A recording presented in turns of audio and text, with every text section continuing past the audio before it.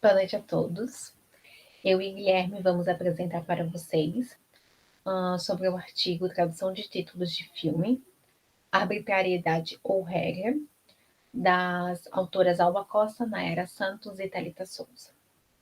No começo do artigo, as autoras expõem que o trabalho do tradutor deve focar na aproximação do sentido da língua-fonte para a língua-alvo, e não necessariamente no léxico ou na morfossintática da tradução.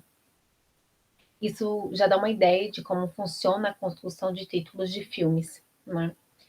E elas aclaram que a falta do conhecimento cultural e fluência por parte do tradutor, isso poderá prejudicar a tradução, assim resultando uma insatisfação dos consumidores. Nesse primeiro capítulo, as autoras explicam que o tradutor deve se atentar nas traduções, que apresenta os fatores linguísticos, que são o léxico e a morfossintaxe, e os fatores extralinguísticos, que são a cultura, os costumes e a história. Logo, elas apresentam um exemplo de como seria uma tradução literal de um título do filme, que originalmente é em inglês, que traduzindo literalmente seria meu grande e gordo casamento grego. Mas no Brasil, por questão cultural, foi escolhido somente o casamento grego. O casamento grego. Com a explicação que, culturalmente, ser ou falar grego seria uma pessoa difícil ou complexa de se entender. Logo após, elas apresentam os procedimentos de tradução, segundo os autores Jane Paul Vinay e Jane Darbenet. E elas separam, né, entre tradução direta e tradução indireta, que para a tradução direta tem os seguintes procedimentos, que são empréstimo, decalque, tradução literal e adaptação. Já a tradução indireta são os procedimentos de transposição, modulação e equivalência. Mas elas nesse artigo, elas traz para o texto exemplos de títulos que têm um foco em somente 3 procedimentos, que são tradução literal, equivalência e adaptação. Na tradução literal, as autoras explicam as características que empregam essa tradução, mas resumindo aqui, seria a tradução palavra por palavra. E isso ocorre muitas vezes quando o título do filme é de conhecimento universal, de modo que não tem significado em somente uma língua e uma cultura. Esse conhecimento universal se dá a partir de livros e autores de inúmeros livros consagrados por aí no mundo, que é conhecido, que é uma história que é conhecida universalmente.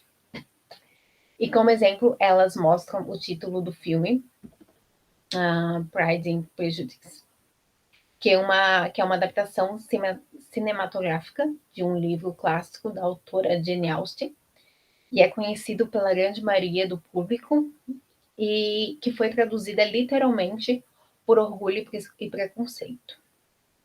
Outro exemplo também de tradução literal foi Men in Black, que no Brasil o título foi traduzido literalmente por Homens de Preto, porque elas aclaram que essa tradução ocorre frequentemente por apresentar uma construção bem simples de sintagmas nominais ou de apenas substantivos, mas as autoras ressaltam que essa técnica deve ser evitada em caso onde apresenta uma expressão idiomática ou um léxico onde faz referência a um aspecto cultural, e nesses casos os procedimentos devem ser a adaptação ou a equivalência. Já na equivalência, segundo o autor Marcel Álvaro, a equivalência ocorre quando a língua de origem e a língua meta possuem a mesma situação, como, por exemplo, onomatopeias, provérbios, clichês e entre outros. Ou seja, a tradução deve ser realizada por meio de expressão que nada tem em comum lexicamente, todavia possuem equivalência de sentido, o que é o exemplo do filme Friends and Benefits, que com a equivalência de sentido, a tradução brasileira ficou Amizade Colorida, de modo que preservou o sentido da expressão americana. Sim. Outro exemplo é o filme brasileiro Central do Brasil, cujo o principal cenário era a Estação Central do Brasil, onde na cidade de Rio de Janeiro. E ao ser traduzido, o título tornou-se Central Station, não sei, de modo que manteve o sentido.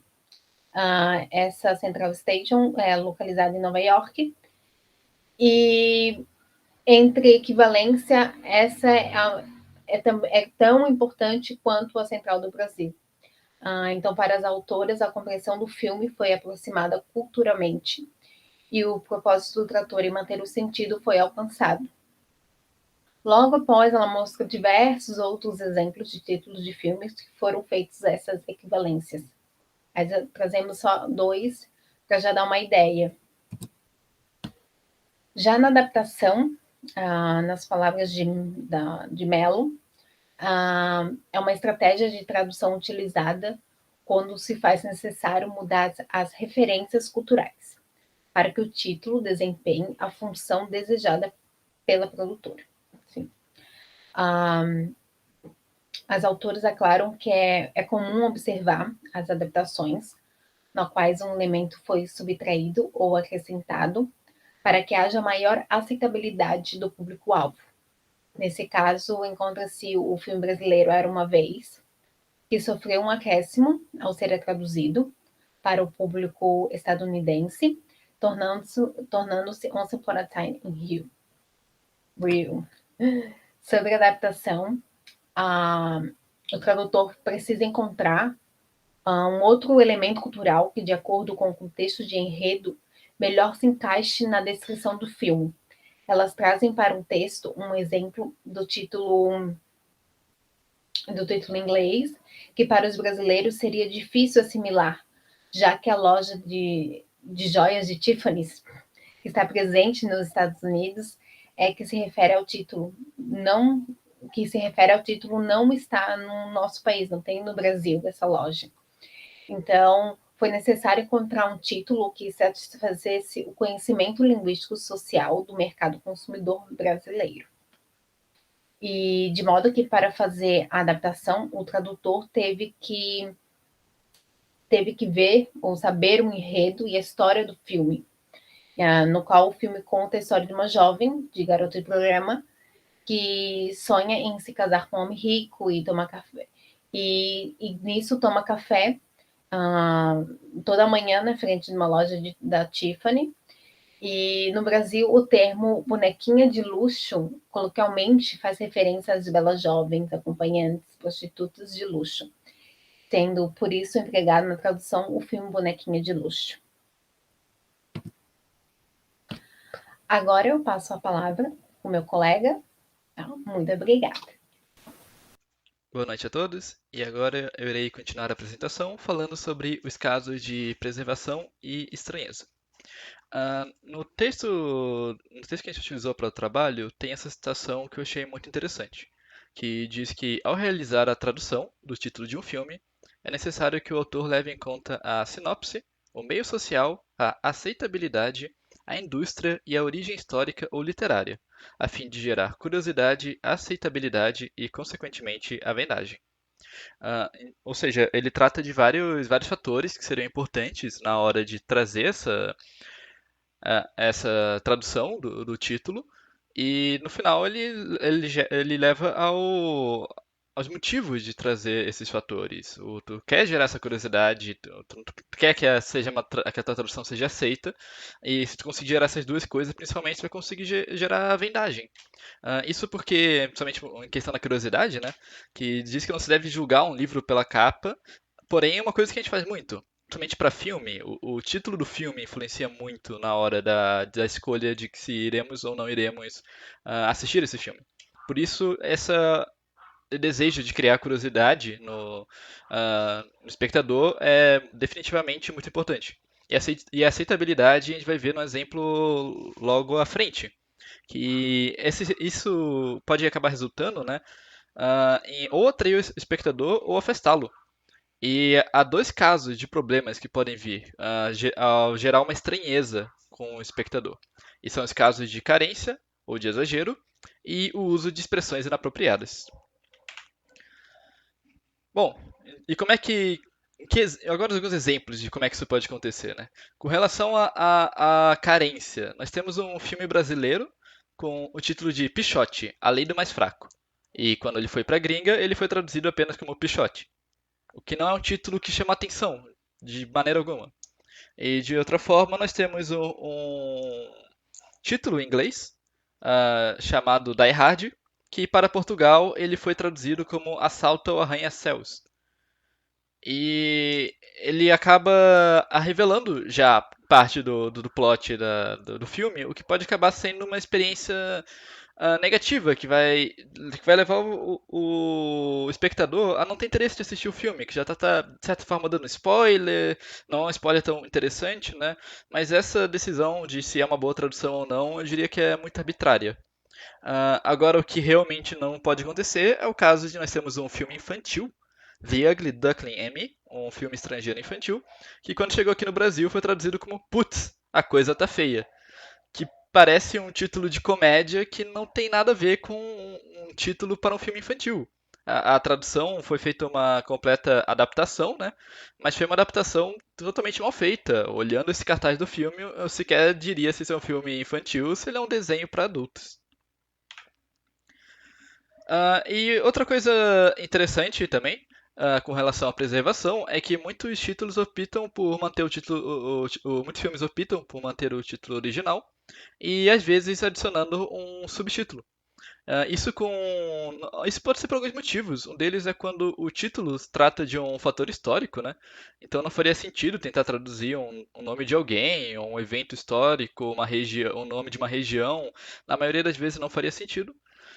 E também essa ideia de acrescentar um subtítulo acaba levando a gerar mais curiosidade. Ghost, um filme americano, se eu não me engano, ele foi traduzido para o Brasil como Ghost do Outro Lado da Vida.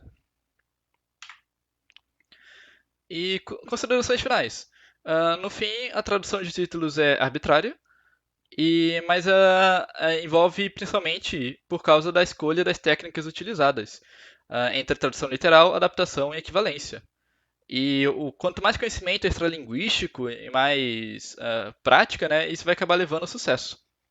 E lembrando que, como já tinha sido mencionado antes, o objetivo do título é chamar atenção, é gerar curiosidade, chamar atenção, e o objetivo final é a vendagem.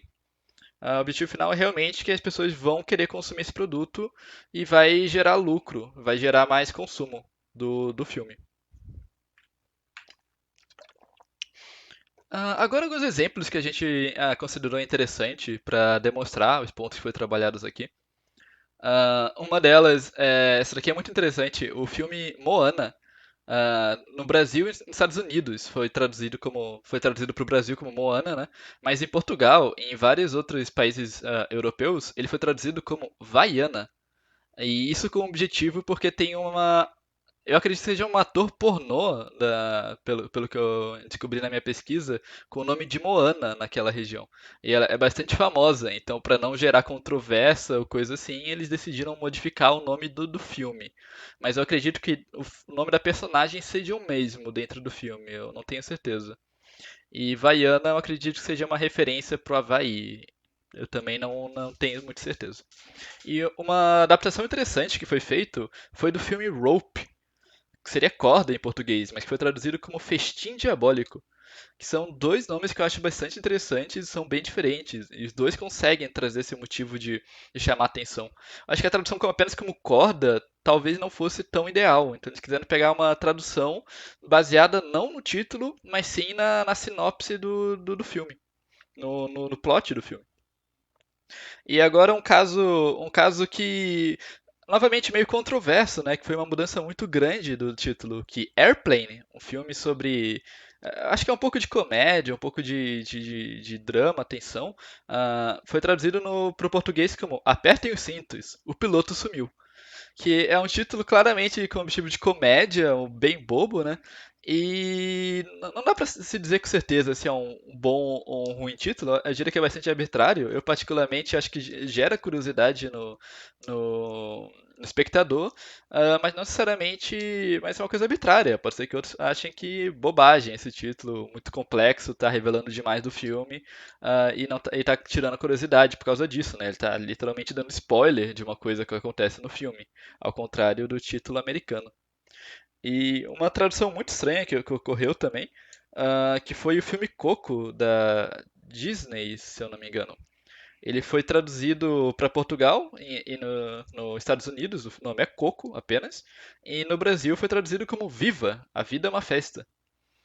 Que é uma tradução bobinha, né? É para um desenho, uma tradução meio boba. Eu, particularmente, voltando para o assunto da arbitrariedade, acho que é uma tradução interessante, acho que chama atenção.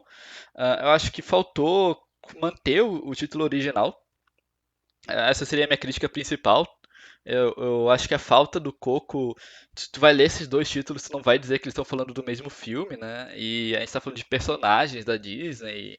Então, eu acho que é um pouco estranho a falta do nome da personagem. Que no caso não é a personagem principal. O Coco é a vozinha do vó ou bisavó do personagem principal. Mas ainda assim é uma tradução muito diferente e seria bem arbitrário se essa foi uma tradução que realmente consegue chamar atenção ou se é uma tradução que acaba ah, não tendo meio boba, não fala nada, então é bastante arbitrário. E esse foi o trabalho. Aqui as referências. O trabalho foi inspirado, foi baseado, né? A gente usou como referência esse é o artigo da faculdade de uma faculdade do Piauí, de uma revista chamada Ininga. O título do artigo é Tradução de títulos de filmes, arbitrariedade ou regra, feito por Costa, Santos e Souza. E muito obrigado por assistirem a apresentação e tenham e tenham uma boa noite.